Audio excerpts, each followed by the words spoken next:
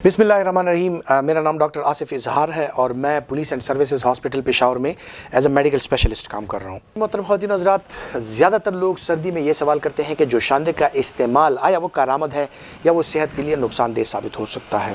जोशांदे के जो अज्जा हैं उनमें जड़ी बूटियाँ होती हैं और उन जड़ी बूटियों में ज़्यादातर जड़ी बूटियाँ ऐसी हैं कि जो कि एंटी इन्फ्लेमेटरी और एंटी ऑक्सीडेंट इफ़ेक्ट्स रखती है,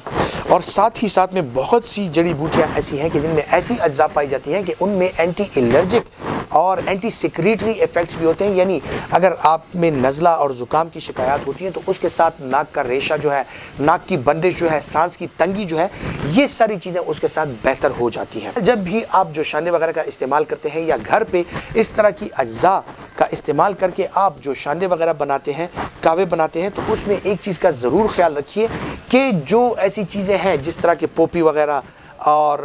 खशखाश वगैरह और ये चीज़ अगर आप इस्तेमाल करते हैं तो इनकी जो मिकदार है उसका आपने ख्याल रखना है। और फिर एक बात मैं ज़रूरी समझता हूँ यहाँ पे ऐड करना कि आपके 2 साल से कम उम्र के बच्चे जो हैं उनके लिए इन चीज़ों का इस्तेमाल जो कि ओपियाइड एनाल्जेसिक्स होती हैं, जो कि ओपियाइड डिरावेटिव्स होती हैं, सो उनका इस्तेमाल अगर आप करते हैं उनसे उनकी खांसी वगैरह तो बेहतर हो जाती है। लेकिन छोटे बच्चे खुसूसन 2 साल से कम उम्र के बच्चों में इन चीज़ों का इस्तेमाल, जोशांदे वगैरह का इस्तेमाल जो है वो नुकसानदेह साबित हो सकता है। या फिर वो लोग जो कि दायमी सीने की बीमारियों का शिकार होते हैं, अस्थमा का या COPD का, और उनकी उम्र जो है 60-70 साल से ज़्यादा है, तो उनको ऐसी चीज़ों से रिस्पिरेटरी डिस्ट्रेस हो सकता है, सांस की मुख्तलिफ़ किस्म की तंगियाँ जो है वो महसूस हो सकती है, और निज़ाम तनफ़ुस जो उनका है वो